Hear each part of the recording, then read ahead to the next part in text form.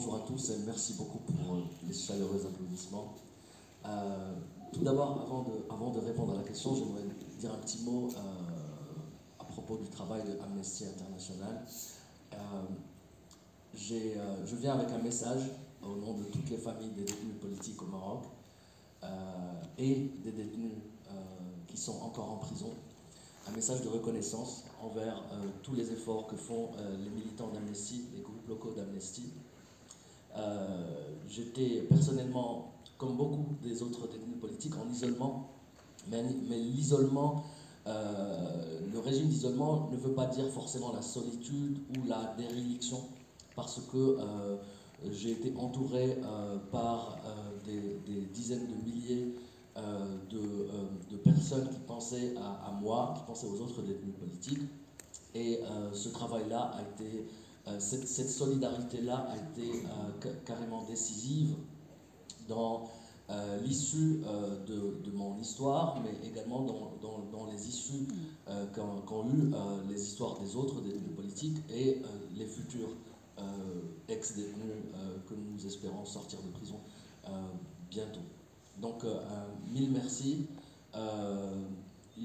C'est un travail essentiel, c'est un travail nécessaire, indispensable. Et Amnesty, bon, l'histoire d'Amnesty avec le Maroc remonte à très loin, des années Hassan II, des années 70, 80, où beaucoup, le travail a été extrêmement, d'un soutien extrêmement important aux gens, aux familles des opposants politiques, des journalistes, des intellectuels qui ont subi la répression. Et donc, au nom de tout ce monde-là, je vous dis du cœur, merci beaucoup, merci infiniment. Oui, je me considère toujours comme journaliste, mais au Maroc, on peut carrément dire, sans prendre de risque, qu'il n'existe plus de journalisme, c'est-à-dire le journalisme qui pose des questions d'intérêt public et qui essaie d'y répondre, afin que les citoyens s'emparent de l'information pour exercer leurs droits à la citoyenneté, leurs droits politiques, sociaux, culturels, etc. Depuis le Hirak, tu l'as dit, le Hirak du Rif en 2017, il y a eu un point d'inflexion, il y a eu un tournant, un renforcement de l'influence exercée par une certaine aile sécuritaire brutale du Maroc qui s'est emparée des médias et donc qui a transformé ces médias en des caisses de résonance d'un discours unique, mais également d'une incitation, et ça c'est plus grave, d'une incitation à la haine envers tout ce qui est différent du discours officiel. Et donc maintenant les médias qui étaient juste des médias médiocres sont devenus des médias dangereux aujourd'hui. Donc on ne peut plus trouver sa place dans les médias marocains.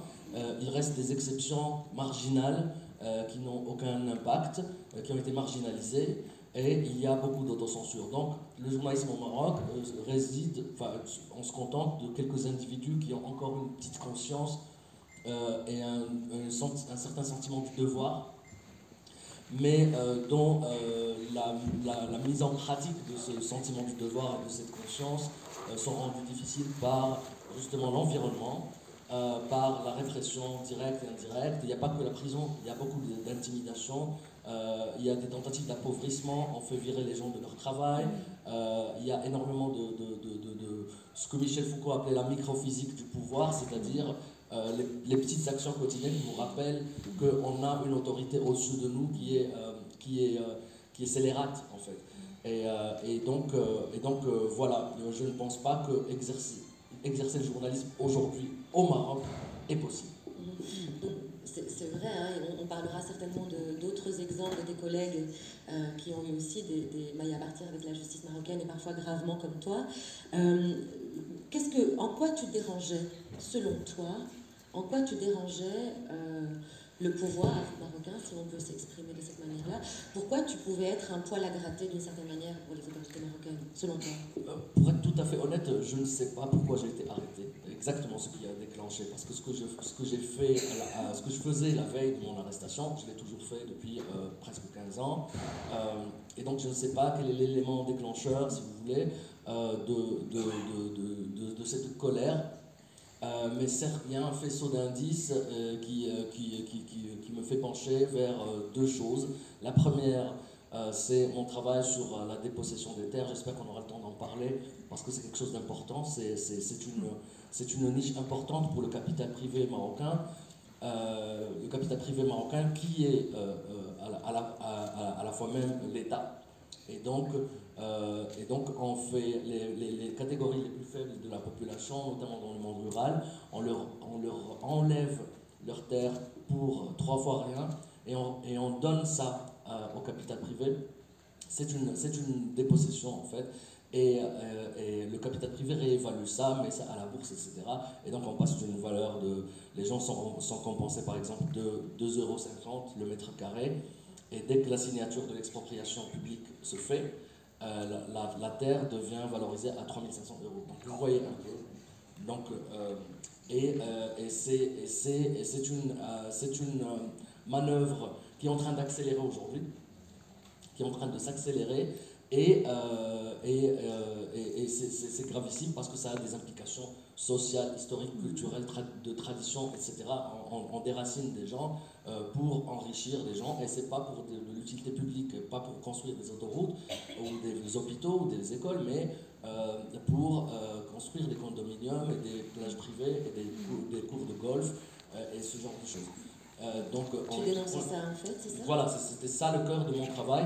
La deuxième chose, c'est d'ailleurs avec l'implication de Amnesty, j'ai découvert dans la foulée que j'avais dans mon téléphone, pas celui-là, ne vous inquiétez pas, le virus Pegasus.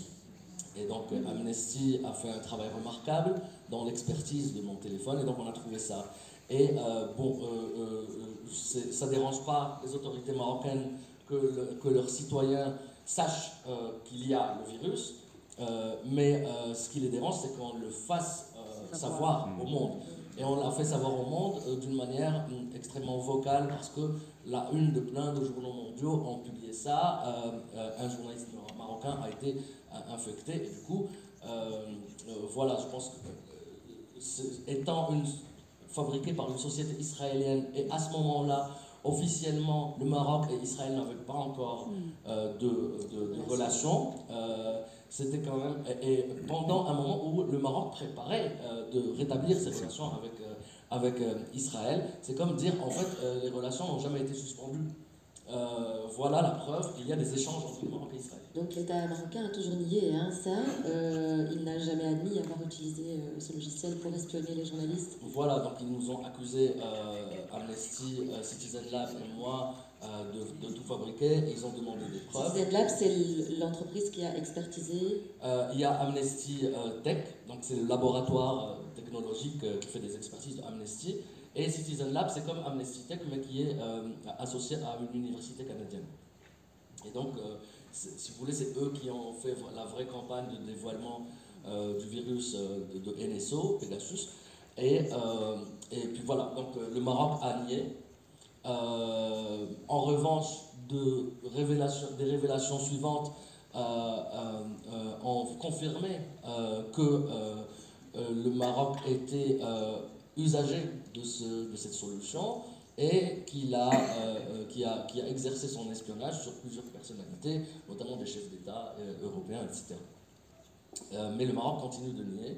Et voilà, et en fait, ça c'est une tactique vraiment ancienne. Voilà, nous on a accusé le Maroc de m'espionner. Du coup, qu'est-ce qu'il va faire? Il va en retour m'accuser d'être un espion. Donc c'est comme ça que ça a commencé. Oui, c'est ça. Donc si on revient aux accusations qui ont été portées contre toi, qui sont des accusations assez graves, je pense que la plupart des personnes ici en ont connaissance. Donc c'est atteinte à la sûreté de l'État, extérieure et intérieure, donc espionnage extérieur et intérieur, dans d'autres mots, viol et attentat à la pudeur. Ce sont des accusations qui ont été portées en même temps, c'est ça? Donc est-ce que les accusations sont venues l'une après l'autre? L'une après l'autre. D'abord, il y a toute une scénographie de la mise en accusation pour donner une idée de l'ampleur des accusations et du sérieux du travail de la police et du procureur. Et donc, d'abord, on me convoque à la Brigade nationale de la police judiciaire sur des soupçons de crimes et pas de délits, déjà, donc c'est des crimes graves. Le crime initial était atteinte à la sûreté, un autre libellé, mais qui donnait lieu à la peine capitale. En fait. Donc voilà, donc on a dit ça. Les médias du pouvoir ont commencé à dire non, il ne faut pas l'emmener à une justice civile, il faut une cour martiale, etc. etc. Donc voilà. Et la Brigade nationale de police judiciaire, c'est la police politique, et c'est un mélange de renseignement et de police judiciaire, et c'est l'équivalent du FBI au Maroc, et toute la procédure a été entourée d'un secret, d'une espèce de sacralité bizarre. Voilà, par exemple, on me convoque à 9h du matin pour ne sortir qu'à 18h, mais en fait j'arrive à 9h du matin, je reste toute la journée à rien faire, jusqu'à 17h, et on m'interroge pendant 1 heure et je sors. Mais eux, ils vont dire, oui, 12 heures d'interrogatoire, c'est quelque chose de grave. Et un soir, je sors de la BNPJ, de la Brigade nationale de police judiciaire, entre parenthèses, c'était 1 jour sur 2 de convocation, 1 jour sur 2 pendant 1 mois et demi. Et je découvre qu'il y a eu un conseil des ministres, carrément, qui s'est tenu à propos de mon cas, avec une conférence de presse et la télé qui dit oui, le Maroc a trouvé un espion sur le territoire, c'est un journaliste, il est en train d'être poursuivi en justice. Mais en fait tout ça c'était ridicule et c'était tellement ridicule que tout le monde s'est levé contre ce harcèlement judiciaire, gouvernemental, médiatique. Et en fait, on m'a accusé d'être un espion à la fois de la Hollande, de l'Angleterre et des États-Unis. Je suis un agent triple, non, quadruple, puisque j'étais agent du Polisario aussi. Peut-être que j'en raté un 5e, mais bon. Et donc voilà. Mais dans les PV, ça c'est quand même drôle. Dans les PV, ils disent de la Hollande, de la Grande-Bretagne et des États-Unis, ils disent d'eux que c'est des États ennemis du Maroc. Ça, c'est dans mes PV. Alors que c'est les meilleurs alliés du Maroc. Donc, à un moment donné, ils se sont rendus compte qu'ils sont en train de se tirer une balle dans le pied, puisque ça va sortir, et bien évidemment, les autres États accusés vont dire c'est pas comme ça qu'on fait des trucs, vous êtes vraiment médiocres dans ce que vous faites, les gars. Et donc, le ridicule de la chose les a poussés à trouver autre chose. Le ridicule de la chose, mais aussi la mobilisation qu'il y a eu pendant que j'étais encore dehors, en liberté, en mise en examen. Et donc, ils se sont dit, il faut absolument qu'on démantèle le potentiel de mobilisation autour de la solidarité avec Omar Radi. Et quel est le meilleur moyen? Bon, déjà, on a le Covid. Donc, c'est les sécuritaires qui gèrent tous les pays du monde. C'est pas qu'au Maroc, c'était une gestion sécuritaire de la chose. C'est un état d'exception. Et aussi, il y a MeToo aux États-Unis, il y a Balance ton port en France. On va surfer sur ça. Et donc, on va lui trouver une accusation infamante qui refroidira tous les gens qui l'ont soutenu un jour. Et c'est ainsi qu'il y a eu cette histoire où une jeune femme m'a accusé d'agression sexuelle, de viol, etc. On pourra revenir aux détails. Mais je ne sais pas si on doit revenir aux détails, mais c'est une pratique qui quand même interroge, parce que d'après ce que j'ai lu et ce que tu m'as confirmé, c'est que ta condamnation portait sur les 3 chefs d'accusation en même temps, donc d'espionnage pour résumer, et de viol et d'atteinte à la pudeur. Tu as pris 6 ans pour ces 3 accusations qui ont été traitées dans le même procès. Je me souviens, on en a parlé, je me souviens qu'à l'époque, en 2020-2021, les gens n'osaient plus se mobiliser pour ta cause, alors qu'il était admis encore au Maroc quand même que les intellectuels, les militants politiques ou les journalistes qui sont indépendants puissent se mobiliser pour des cas comme ça. Or, cette accusation a empêché cette mobilisation, comme tu l'as bien expliqué, mais ce n'est pas la seule tentative, donc il y a un autre journaliste aussi qui a été accusé, il y en a deux qui ont été accusés des mêmes... Tout à fait, c'était devenu un schéma, oui. un pattern. Je suis le troisième journaliste que ne supporte pas le pouvoir, à avoir été accusé et condamné pour des faits liés à la sexualité ou aux agressions sexuelles. C'est voulu selon toi, c'est voulu comme stratégie pour dissocier la mobilisation populaire? Je suis profondément convaincu que les gens qui sont derrière l'ingénierie de la criminalisation sont pas très bons dans ce qu'ils font. C'est juste ça en fait. Ils se sont dit ça a marché la première fois, ça va marcher une deuxième fois, pourquoi pas une troisième fois, c'est tout. Mais mon expérience et ma convocation dans ce temple de la police secrète m'a permis de démystifier une légende de la surpuissance des services secrets marocains. Les mecs qui m'ont interrogé étaient vraiment d'une intelligence plutôt mesurée pour être très euphémiste. Je te jure. Qui n'avaient pas les bons renseignements, Non seulement ils n'avaient pas les bons renseignements, mais ils menaient l'enquête avec des questions captieuses, c'est-à-dire ils allaient à la pêche en fait. Donc en fait, je vais répondre honnêtement à quelque chose, et je vais sortir et je vais trouver que dans la presse, alors qu'on est dans le secret de l'instruction, et dans la télé et tout ça, on m'a dit à avouer, etc., etc. Et le lendemain, on va utiliser mes réponses pour poser des questions. C'est-à-dire qu'ils n'avaient rien contre moi.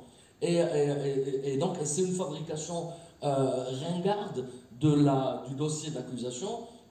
Et puis, non, moi, ça m'a choqué, parce que je m'attendais à ce qu'ils sachent beaucoup plus de choses sur moi. Tu gardes encore des secrets, c'est ça que tu veux dire.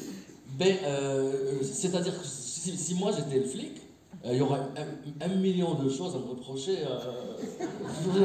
J'ai fait des choses. Je suis également activiste des droits humains, et donc j'étais dans des soutiens de militants, etc. C'est-à-dire qu'il y a plein de choses qui peuvent qualifier pénalement, si vous voulez. Mais bon, tout ça pour dire que, en fait, l'idée première derrière ça, c'est de casser, de décrédibiliser la personne, de faire une espèce de descente brutale, de s'abattre sur quelqu'un pour qu'il ne se relève jamais.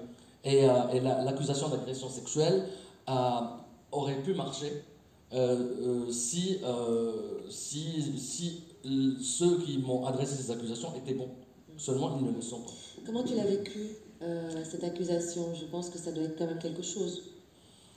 Alors, oui, c'était le Covid, donc il n'y avait pas de visite familiale en prison. Les 3 premières semaines étaient complètement pénibles pour moi, parce que ma vie est finie. Espionnage, je me battrai contre ça, mais viol, ça y est, ça casse une carrière, c'est bon. Enfin, et je n'avais pas de nouvelles de l'extérieur. Et au bout de 3 semaines, mon père arrive,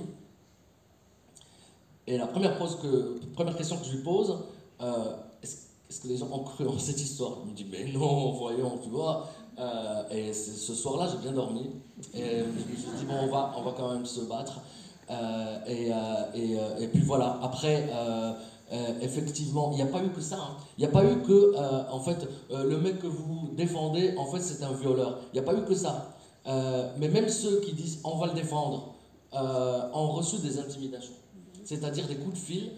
Des autorités qui frappent à leur porte, par exemple, si c'est des jeunes, on va intimider leurs parents, on les insulte dans la presse, on sort leur vie privée. Il y a des gens dont on a mis des caméras dans leur chambre à coucher, et après on a envoyé à leur famille leurs photos nues. Tout ça, c'est des pratiques sales, déshonorantes pour ceux qui les utilisent et pour ceux qui les subissent. Qui ont accompagné les premiers mois de mon arrestation, et c'est pour ça que les gens avaient extrêmement peur, étaient terrifiés. C'est une terreur quasi métaphysique en fait. On ne comprend pas ce qui vient de nous arriver, et on ne comprend pas pourquoi ils en veulent à ce point à moi. Mais par la suite, et c'est là où c'est important, les gens ont commencé à s'informer. Voilà, qu'est-ce qui s'est passé? Venons-en au fait, qu'est-ce qui s'est passé? Il y a eu d'un côté la plaignante et ses avocats qui parlent trop dans la presse sur la question du viol, mais non seulement sur la question du viol. Une plaignante qui va faire des conférences pour dire je suis un espion et je suis un traître, etc., et un ennemi de la nation, etc. Mais c'est pas ça le sujet. Donc rien que les entendre parler, permet aux gens de pencher en ma faveur. Et la deuxième chose, c'est que les gens ont pris les PV de la police, ont pris les histoires d'accusation, les documents d'histoire d'accusation de viol, et ils se sont dit, mais quand même, c'est bien avant que le procès se déroule, et le déroulé du procès était en soi un scandale sans nom. Toutes les demandes. Imad Stitou, mon co-accusé qui est ici, qui a pris 6 mois de prison, mais qui a fui le Maroc, donc il ne les a pas fait.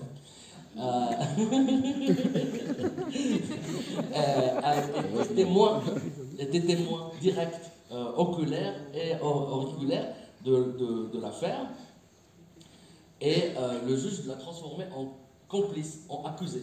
C'est-à-dire le seul témoin qui a dit ben non, il y a eu ni viol, ni violence, ni rien du tout. Au contraire, c'était des gens qui s'amusaient. Bon, ça ne leur a pas plu.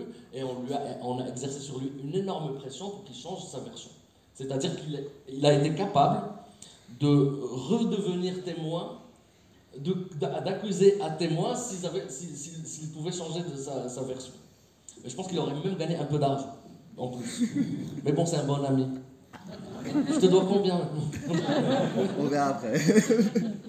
Donc oui, on voit donc Ayman qui est aussi collègue qui est journaliste, hein, aussi qui était journaliste au Maroc.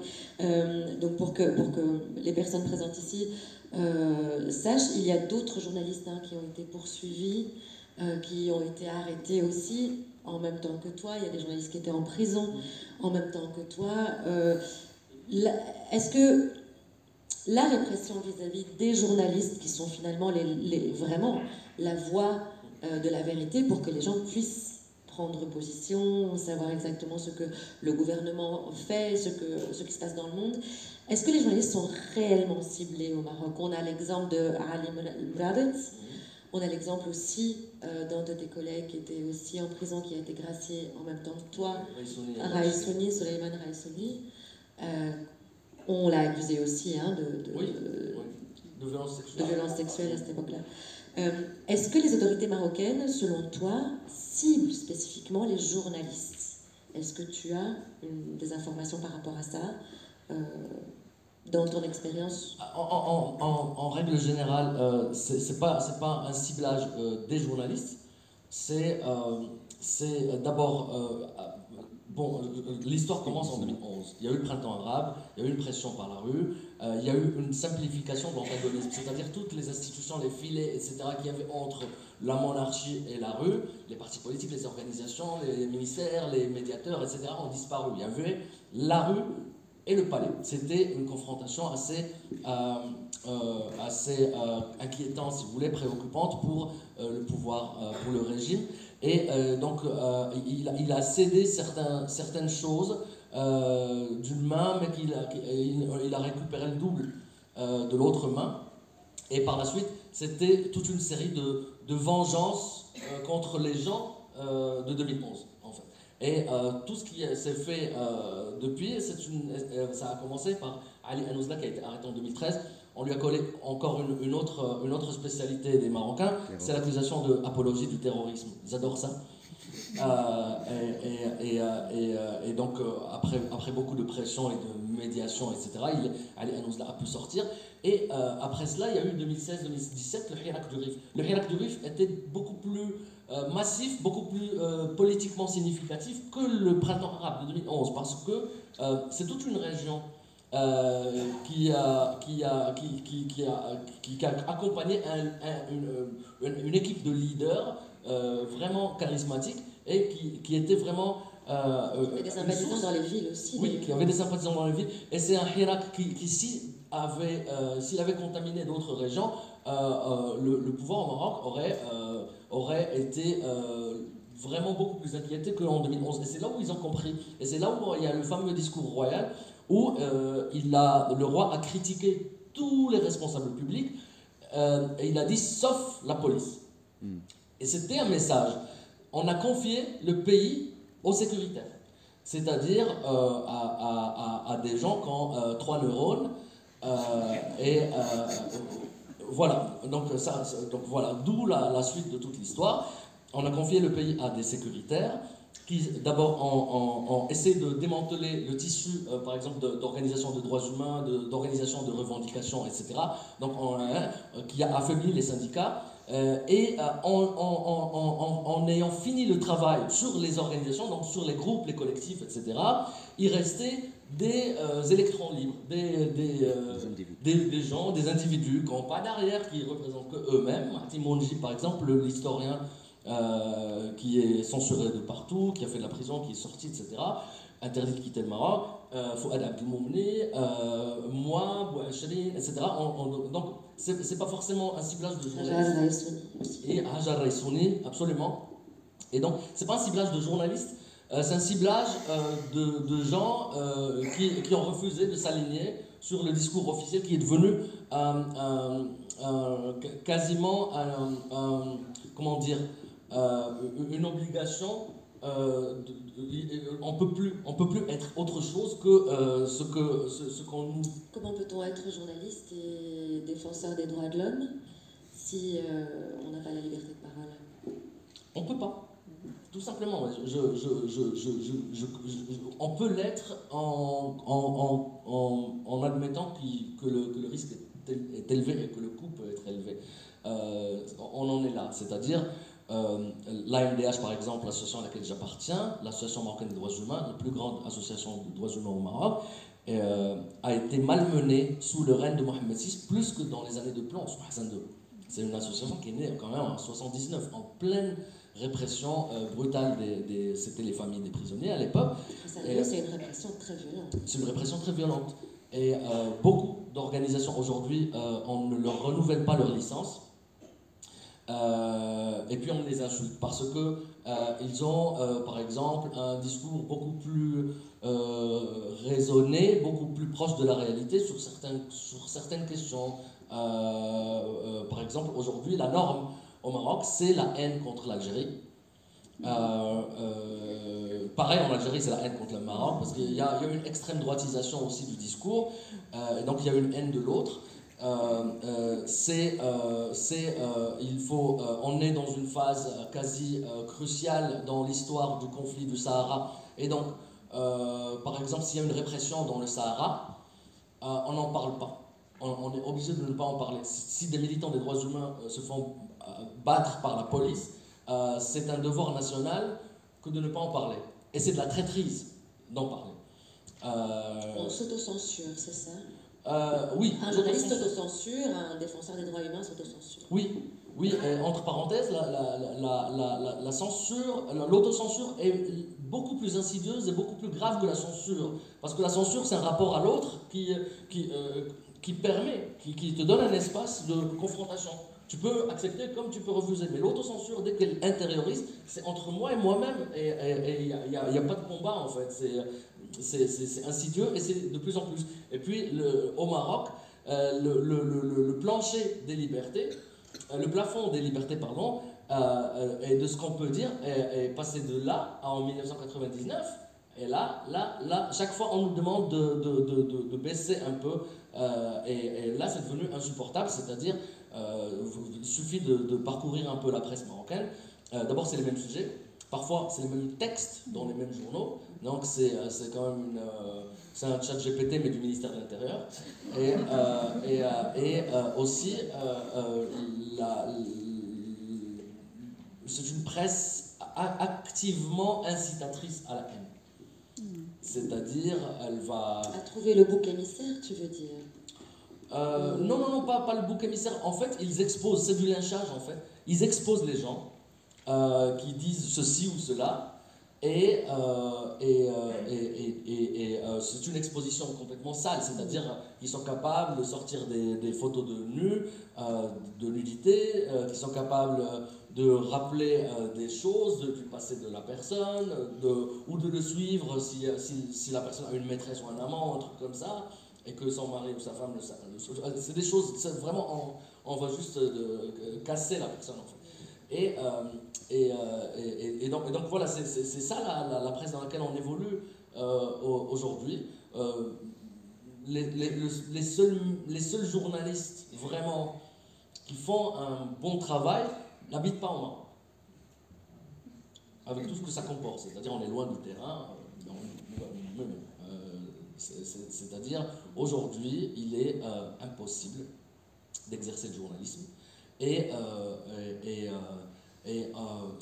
L'activiste le plus libre ne peut parler avant de bien peser ses mots et de calculer le risque. C'est-à-dire on est dans une phase de terreur en fait. C'est pour ajouter quelque chose à ce que tu dis, effectivement, dans le classement que Reporters sans frontières fait de la liberté de la presse dans les différents pays, effectivement, le Maroc a gagné quelques places après Hassan II, mais ces dernières années, il est de nouveau en train de... Ouais, on est 130 quelque chose sur 170, donc c'est pas énorme. Omar, avant de parler, parce que tu as évoqué tes sujets de prédilection, l'accaparement des terres, mais aussi les mouvements sociaux, puisque tu as beaucoup aussi été vocal par rapport au Hirak. À l'époque, Hirak qui a été complètement muselé. Oui. Voilà. Avant de parler de ça, je voulais d'abord te poser une question très personnelle. Lorsque l'on est incarcéré, tu as quand même passé 4 ans de prison. Avec la préventive, en tout, ça fait 4 ans. Comment on se sent dans une prison au Maroc où on sait que les accusations qui sont portées contre nous, contre soi, ils peuvent aller très loin. Comment on se sent à l'intérieur de cette prison? Est-ce qu'on se sent seul, abandonné, ou est-ce que tu as toujours ressenti qu'il y avait des gens qui te portaient à l'extérieur? Non, mais ça c'est grâce à mes parents qui ont fait un travail extraordinaire dans la communication avec les différentes parties qui me soutenaient. Et en fait, je vais parler de moi, parce que je ne sais pas en règle générale comment ça se passe chez les prisonniers. Moi, je me suis complètement détaché de l'extérieur. C'est-à-dire, même les avocats, quand ils venaient chez moi en visite, ils sortent le dossier qui fait cette taille-là pour parler de ma stratégie. Je leur dis, oh, tu fais ce que tu veux, je ne veux pas savoir, ça ne m'intéresse pas. La justice, le tribunal, c'est un théâtre, je vais juste y aller faire des blagues. Je ne crois pas en la justice marocaine. Et donc, je me suis concentré sur moi-même, j'ai beaucoup lu. Et mes parents ont fait ce travail extraordinaire de me faire un résumé de ce qui s'est passé dans la semaine, à chaque semaine. Et ça m'a beaucoup aidé. Je recevais la presse également. Et donc, je recevais des lettres et des cartes postales dont je suis sûr que pas mal d'entre vous ont dû m'envoyer.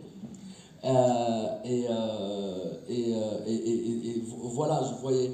Et j'ai compris en fait que c'était une grosse affaire. En fait, je ne mesurais pas. Parce que c'est quand même rabaissant, ces accusations. Mais mes parents ont tenu à m'expliquer. En fait, non. Il y a tout un État avec énormément d'institutions, de ressources, d'intellectuels, de médias, de flics, de juges, etc., qui sont en train de t'insulter. Ça veut dire que tu as dû faire quelque chose, et du coup, non, t'es pas un violeur en prison. Et ça se voyait aussi dans la manière dont on me traitait en prison. Beaucoup de surveillance, beaucoup de fouilles. La fouille, c'est 1 fois par mois pour les prisonniers. Moi, c'est 2 fois par jour. Le rapport quotidien, ne jamais parler à quelqu'un d'autre. Si quelqu'un me parle, il va au cachot. La promenade, c'est tout seul, en présence de 3 gardes. Je ne comprenais pas ce dispositif. Et c'est resté pendant 4 ans comme ça. Donc moi, ça m'avait agacé au début, mais ça a fini par m'amuser pour le restant de la période de détention. Et je suivais ce qui se passait à l'extérieur avec beaucoup d'amusement aussi, parce que quand même, c'est une grosse balle qui se sont tirées dans les pieds. Parce qu'en sortant, je m'en suis encore rendu plus compte. La dernière fois, bon, avant j'étais un journaliste que même le pouvoir ne savait pas qui j'étais vraiment parce que j'écrivais en anglais et en français et c'est pas, je ne m'adressais pas beaucoup en arabe, etc. Et ils se sont, enfin, en sortant de prison, j'ai fait une interview avec un jeune podcasteur marocain et les gens m'ont regardé 20 fois plus que l'interview que le même podcasteur a fait avec le chef de l'opposition. Donc, j'ai gagné quelque chose. C'est une bonne victoire. Ouais. En fait, et donc tu as parlé des cartes postales que tu recevais de l'extérieur. Olivia, d'Amnesty a tenu à montrer un peu les actions aussi qui ont été faites pour ta libération et tous les gens qui se sont impliqués dans cette action. Il paraît que c'est toi, Olivia. C'est moi, Olivia. Olivia n'est pas là. Voilà. Olivia, on peut faire travailler comme ça. Et donc, comme ça. Oui, donc effectivement. Donc, je suppose que voilà, ça touche ce genre de choses et ça rejoint effectivement ce que tu disais, que ton arrestation, ton incarcération, que tu as ressenti comme injuste, a été ressenti comme injuste par des milliers de personnes à l'extérieur de ta prison et qui t'ont rendu aussi d'une certaine manière, qui t'ont fait être une figure symbolique un peu de ce qui se passe aujourd'hui au Maroc. Ça m'intéresserait effectivement de te poser la question à toi aujourd'hui en tant que journaliste, puisque tu connais bien le Maroc, tu connais bien le terrain, que tu as beaucoup travaillé sur le sujet dont tu nous as expliqué l'objet tout à l'heure. Quel est l'état des mouvements sociaux aujourd'hui au Maroc? Sur quoi un journaliste d'investigation peut s'attarder aussi en termes d'enquête? Quelles sont les problématiques les plus importantes aujourd'hui? Alors, aujourd'hui, le mouvement social le plus prégnant, le plus puissant aujourd'hui, c'est le mouvement pro-palestinien. Le Maroc est le premier pays arabe en termes de mobilisation. Il y a des manifestations dans toutes les villes quasi quotidiennement. Mais il y a des problèmes intérieurs aussi. Mais seulement la succession d'épisodes de répression depuis 2012, en passant par 2017, a fait que les gens réfléchissent deux fois avant de mobiliser, avant de se rassembler, avant de concevoir une revendication ou une confrontation. Et donc, on va dire qu'on est passé de 2011 à des revendications politiques et civiles, à 2017 où la non-satisfaction de ces revendications politiques qui allaient donner plus d'égalité, plus de démocratie, plus de transparence, etc., le résultat de la non-transparence, de la non-démocratie, ça a donné plus d'appauvrissement de gens, plus de chômage, etc. Et ça a donné des droits, des mobilisations autour de droits économiques et sociaux. Et donc on est passé d'un débat public-politique à l'immédiateté des revendications de la vie quotidienne. C'est-à-dire qu'il y a quand même une dégradation des conditions de vie des Marocains que l'on voit. Et là, je crois, bon, ce que je peux prévoir, c'est que d'ici 2030, il y aura d'abord, 2030 c'est quand même l'année où le Maroc accueillera la Coupe du Monde de football. Et donc tout est mis en œuvre à partir d'aujourd'hui pour le 2030. C'est-à-dire c'est une deadline où on va quand même faire une pause sur la santé, sur l'éducation, sur le reste. On a même pensé à mettre en place une espèce de gouvernement d'union nationale qui s'appellerait le gouvernement de la Coupe du Monde. C'est-à-dire, bon, on reportera le reste. Et par ailleurs, il y a une montée, une recrudescence de la répression policière contre, entre mille guillemets, la délinquance. Parce que maintenant, dès que tu te fais arrêter pour un pickpocket ou un truc comme ça, ou vol à l'arracheuse, ce genre de choses, des délits qui étaient passibles de 6 mois de prison, maintenant ils sont passibles de 10 ans. Et au commissariat, on va leur dire, tu sortiras après la Coupe du Monde, tu nous emmerderas pas nos invités. Et donc c'est devenu une vague de répression, mais malheureusement on n'a pas au Maroc d'observatoire des violences policières, des abus de justice de ce genre pour quantifier ceci. Mais en prison déjà, j'en ai rencontré beaucoup. Des gens qui ont pris 10 ans pour des condamnations complètement disproportionnées. Il y a ça d'un côté. Donc on a un mot au Maroc sur ça, ça s'appelle la hogra. Et la hogra, c'est un mélange d'humiliation et de paternalisme autoritaire qui génère un sentiment, un sentiment d'infériorité, mais également d'une colère rentrée capable de sortir. Donc ça, on a une espèce d'ingrédient, une espèce de potentiel de colère qui est capable de mobiliser les gens. On a aussi la sécheresse, ce qui est un sérieux problème. Au Maroc, on a décidé, les terres sur lesquelles j'ai travaillé, c'est des terres soit qui allaient rejoindre le périmètre urbain pour faire des grands projets pour des riches, soit on va les transformer de petites parcelles de terre paysannes d'agriculture vivrière, bio, etc., à la mesure de l'eau disponible, en des grands terrains agricoles avec de l'agriculture extensive destinée à l'exportation. Et le Maroc maintenant est devenu un champion de la culture de l'avocat, de la pastèque et des fruits rouges. Beaucoup d'investissements israéliens là-dedans. C'est des cultures qui sont extrêmement consommatrices d'eau et qui prennent aucune considération des formes de vie qui existent. Et donc c'est extrêmement dangereux. Donc on a eu déjà 3 fois des émeutes de la soif parce que les gens ont plus de quoi boire à côté de terrains d'avocats, etc., ou de pastèques. Et il y a des publications d'universitaires, je pense, qui se penchent spécifiquement là-dessus, en tout cas, j'en ai lu récemment, donc c'est vraiment un problème très prégnant, mais il semble effectivement, comme tu le dis, que l'organisation de la Coupe du Monde prenne le pas sur pas mal de choses, aussi pour l'éclat international. Oui, absolument. Du Maroc. Donc, à propos de ça, justement, j'avais envie d'aborder avec toi plusieurs... on n'a plus trop de temps parce que comme ça, on laisse quand même le public poser ses questions. Les gens ont envie de te parler, je pense, vraiment. Mais par rapport à l'international, tu parlais d'Israël.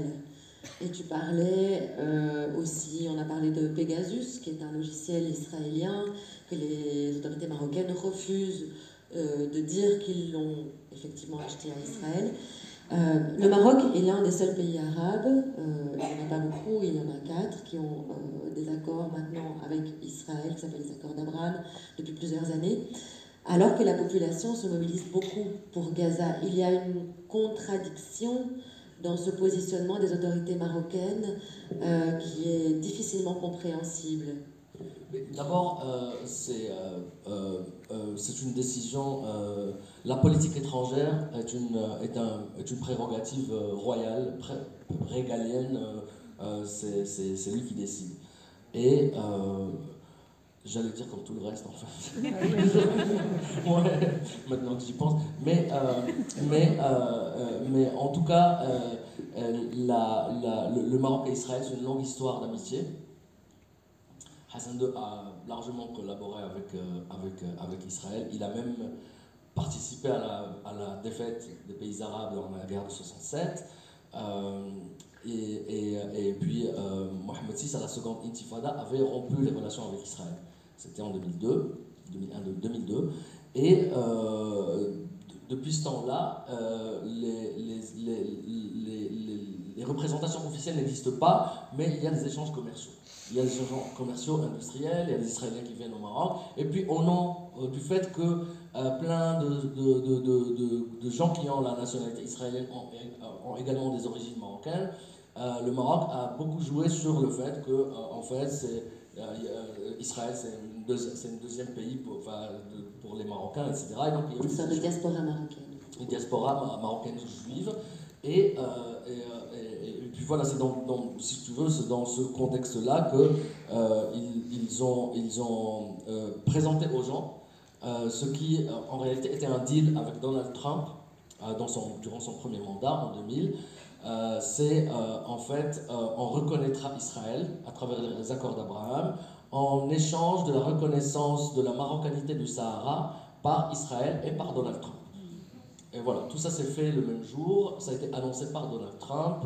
Je suis très content d'annoncer mes amis, les Arabes et les Israéliens. Voilà. Et depuis ce temps-là,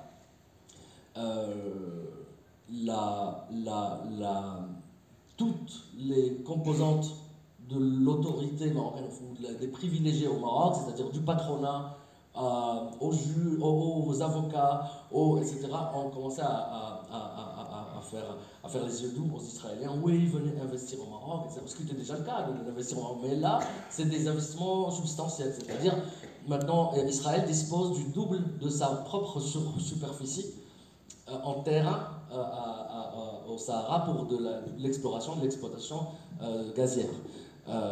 34 000 km carrés. Et donc toutes les portes sont ouvertes. On a un pouvoir pro-israélien, on a un peuple pro-palestinien. Et je pense que pour moi, ma lecture, c'est que comme le Hirak du Rif, peut-être beaucoup plus que le Hirak du Rif, cette conciliation avec Israël a été profondément blessante pour les gens au Maroc. C'est-à-dire, on a une espèce de traumatisme collectif, peut-être refoulé pour l'instant, mais quand vous voyez les slogans des gens qui sortent dans les manifs pro-palestiniennes, c'est vrai, ils dénoncent la sauvagerie du génocide, mais également ils dénoncent le soutien marocain au génocide. Parce que quand même le Maroc, je ne sais pas si vous le savez, mais l'Espagne refuse de donner le fuel aux bateaux qui emmènent les armes à Israël, et le Maroc les a accueillis à bras ouverts. Le Maroc a aussi invité, en ce moment même, le bataillon le plus meurtrier, le plus sanguinaire de l'armée d'occupation israélienne à faire des exercices militaires sur le sol marocain. Et la semaine dernière, Ilan Pappé a été interdit de faire une conférence au Maroc. Donc vous voyez un peu, même dans les bars à Casa, j'ai appris qu'il est interdit de mettre des chansons pro-palestiniennes. Donc Ilan Pappé, je suppose que vous voyez un universitaire israélien qui publie des livres très critiques par rapport à la politique. Oui, il est venu présenter son livre qu'il a coécrit avec Noam Chomsky sur la Palestine. Et il a été interdit, c'était dans un salon du livre. C'est-à-dire on a un soutien qui n'est plus voilé pour la politique israélienne. Et puis de toute manière, ça en dit long sur la nature du régime marocain, parce qu'il n'y a pas que Israël qui est l'ami du Maroc. Le Maroc, dès qu'il y a une extrême droite dans le monde, il va en courant. De Javier Milei à Giorgia Meloni à Donald Trump, dès qu'il y a un connard quelque part, c'est leur copain. Ceci étant dit, la question d'Israël est intimement liée, tu l'as dit, au Sahara occidental, qui est un sujet qui est très très tabou au Maroc, ou en tous les cas, il faut penser d'une seule manière et pas d'une autre. Il me semble en tous les cas que c'est vraiment sensible. Donc, quelle est la sensibilité du Sahara occidental, de la question du Sahara occidental, qui en question, qui au niveau des droits de l'homme pose question, je veux dire, aussi de façon.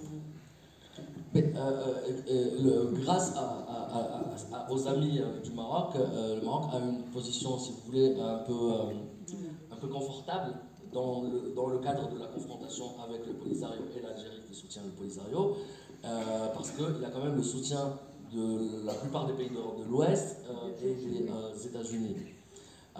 Seulement, toute cette puissance-là n'a pas réussi à convaincre les gens concernés par le conflit du Sahara à accepter l'option, la seule proposée par le Maroc, c'est-à-dire une autogestion du territoire, mais sous la souveraineté du Maroc. Et voilà, donc le Polisario est effectivement dans une position de faiblesse. En revanche, ce qui m'intéresse, moi, qui fait un peu de l'économie politique, je trouve extrêmement préoccupant ce que le Maroc fait dans le Sahara maintenant. C'est-à-dire tous les investissements à la fois touristiques, industriels, miniers, gaziers qui sont en train d'y prendre place et la non-consultation avec les gens. C'est-à-dire, si j'étais marocain, je préfère donner la terre aux Sahraouis plutôt qu'à Israël. Maintenant, c'est Israël qui va venir occuper le terrain. Donc l'autre problème, c'est que le plan d'autonomie, c'est comme ça qu'ils appellent ça. La proposition marocaine. La proposition marocaine, c'est un plan d'autonomie du Sahara sous souveraineté marocaine. Et c'est quelque chose d'irréalisable parce que, en tout cas de pas réaliste, parce que on a un pouvoir central qui adore centraliser, qui est même dans le micromanagement. Tout doit pas provenir de Rabat, et tout doit être décidé par Rabat, et tout doit être consulté avec Rabat. Et je ne vois pas comment on peut fédéraliser un pays extrêmement central. Donc personnellement, vraiment profondément, je suis contre qu'il y ait une autre frontière, qu'il y ait un autre pays. C'est-à-dire, moi je préfère qu'on ouvre la frontière avec l'Algérie, qu'on devienne un seul peuple, avec toutes les complémentarités qu'il y a. Moi je suis plus pour ça, mais je trouve que si j'étais sahraoui, et je pense que beaucoup de Sahraouis m'ont dit ça, s'il y a un vrai changement politique au Maroc, envers plus de démocratie, etc., je crois que le front d'indépendantisme pourra se diviser. C'est-à-dire qu'il y aura une partie, je pense une grande partie, qui voudra être au Maroc. Mais se ressentir avec un autre projet. Ouais, voilà. Oui, c'est ça. Mais ce qui m'intriguait, c'était le fait qu'en tant que journaliste même au Maroc, il est très difficile d'aborder cette question-là, il est très difficile d'ouvrir le débat là-dessus. Non, en fait, tous les titres, vous cherchez sur Google News, tous les titres de la presse marocaine, c'est « Encore une victoire du Maroc ». « Monsieur le ministre des Affaires étrangères leur a donné une leçon », etc. C'est ce genre de titres.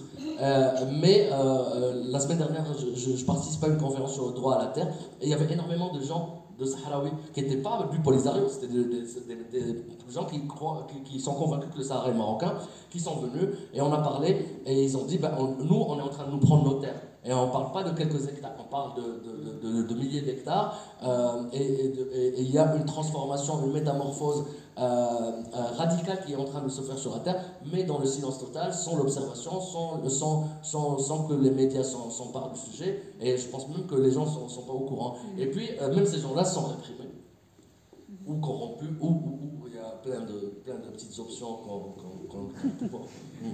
Avant de passer les questions à la salle, dernière question, Omar. Comment tu qualifierais aujourd'hui le pouvoir marocain? Si tu as 2-3 phrases pour essayer de dresser un petit tableau, selon toi. Despotisme mal éclairé. Non, je crois... c'est un pouvoir autoritaire qui est protégé par le fascisme mondial. Oui. Des mots très forts, de fait. Omar, merci beaucoup d'avoir répondu à mes questions. Maintenant, c'est à votre tour. Je pense qu'il y a des micros qui vont circuler dans la salle.